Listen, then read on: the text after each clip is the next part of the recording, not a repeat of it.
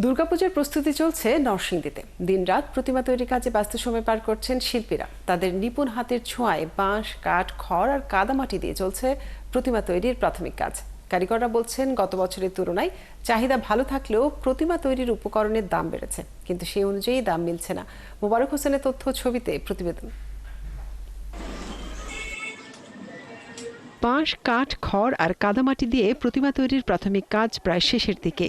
আর এই কাজে দিনরাত ব্যস্ত সময় পার করছেন নরসিংদীর প্রতিমা শিল্পীরা।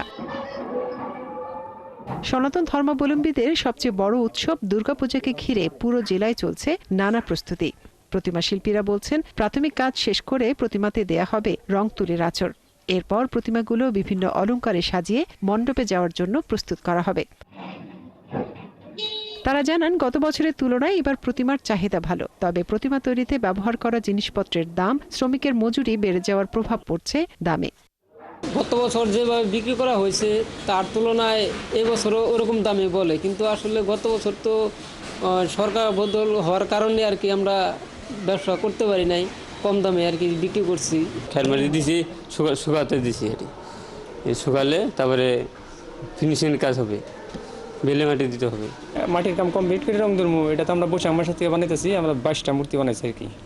22টায় কারখানার কাজ, গুড়াগাড়ির কাজও আছে। সকাল 8টা থেকে মনে করেন রাত 2টা 3টা পর্যন্ত কাজ করতে হয়।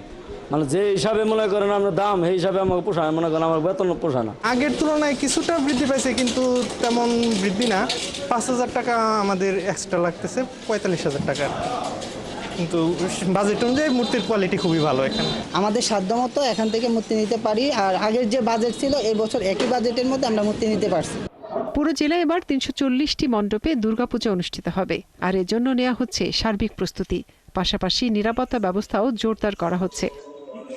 প্রতিমা শিল্পীদের যে কারখানাগুলি রয়েছে আমাদের নরসিংদীর বেশ কয়েকটি, ওখানে কিন্তু নিয়মিত কিন্তু এই আইন শৃঙ্খলা রক্ষাকারী বাহিনীর লোকজন তাদেরকেও কিন্তু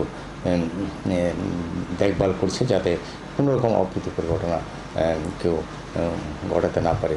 তো এছাড়া আমরা মনে করি যে নরসিংদী জেলা বিগত দিনের চেয়েও, বিগত বছরের থেকেও এবার অনেক উৎসাহ উদ্দীপনা নিয়েই আমরা সার্বজনীন যে শারদীয় দুর্গোৎসব আমরা পালন করব।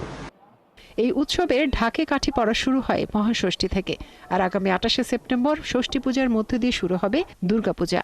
এরপর 2 অক্টোবর বিজয়া দশমীর মধ্য দিয়ে শেষ হবে উৎসব। মনিরা কাজুরি, 71।